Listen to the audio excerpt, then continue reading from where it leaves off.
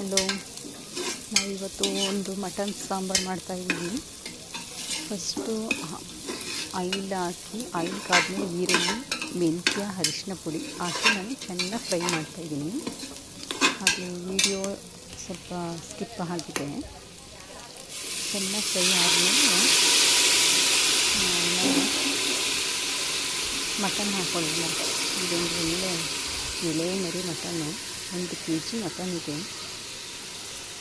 ಮಟನ್ನೆಲ್ಲ ಹಾಕಿ ಚೆನ್ನಾಗಿ ಫ್ರೈ ಮಾಡೋಣ. ಮಟನ್ ಸಾಂಬಾರು ಮಾಡಬೇಕಾದ್ರೆ ಫಸ್ಟು ನಮಗೆ ಮಟನ್ನ ಫ್ರೈ ಮಾಡ್ಕೊಳ್ಳೋದೇ ಇಂಪಾರ್ಟೆಂಟು.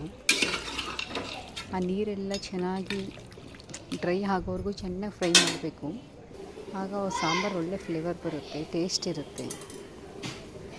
ಮತ್ತು ನಾವೀಗ ಒಂದು ಬಾಣಲೆನಿಟ್ಟು ಅದಕ್ಕೆ ಸ್ವಲ್ಪ ಮೆಂತ್ಯ, ಒಂದು 1/2 ಟೀ ಸ್ಪೂನು ಮೆಂತ್ಯ ಹಾಕೋಣ.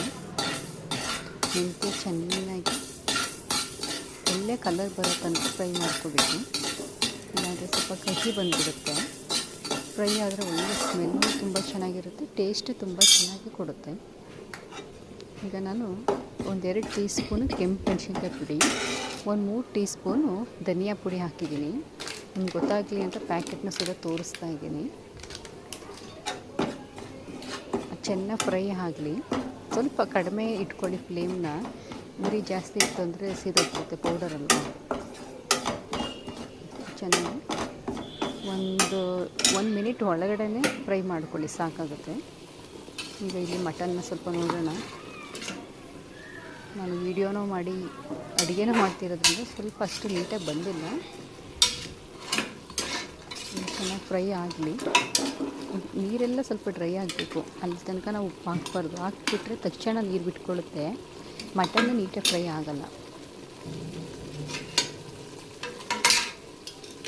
ನೋಡಿ, ಒಳ್ಳೆ ನೆಲ್ಲಿ ಮೂಳೆ ಚರ್ಬಿ ಮಟನ್ನು, ನಾಟಿ ಮರಿ ಮಟನ್ ತುಂಬಾ ಚೆನ್ನಾಗಿತ್ತು. ನಾನೀಗ ಉಪ್ಪನ್ನ ಸೇರಿಸ್ತಾ ಇದ್ದೀನಿ.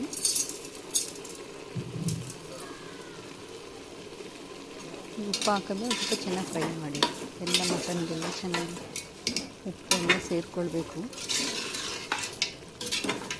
ಫ್ರೈ ಮಾಡುವಾಗಲೇ ನಾವು ಉಪ್ಪು ಹಾಕ್ಕೊಂಡಾಗ ಚೆನ್ನಾಗಿ ಫ್ರೈ ಆಗುತ್ತೆ. ಈಗ ನಾನಿಲ್ಲಿ ಮಸಾಲೆಗೆ ರೆಡಿ ಮಾಡ್ಕೊಳ್ತಾ ಇದ್ದೀನಿ. ತೆಂಗಿನಕಾಯಿ 1 ಕಪ್ ಆಗುವಷ್ಟು ಹಾಕ್ಕೊಂಡಿದ್ದೀನಿ. 1 ಟೊಮ್ಯಾಟೊ, ಈರುಳ್ಳಿ 1-2-3 ಈರುಳ್ಳಿ ಹಾಕಿದ್ದೀನಿ. ಶುಂಠಿ, ಬೆಳ್ಳುಳ್ಳಿ,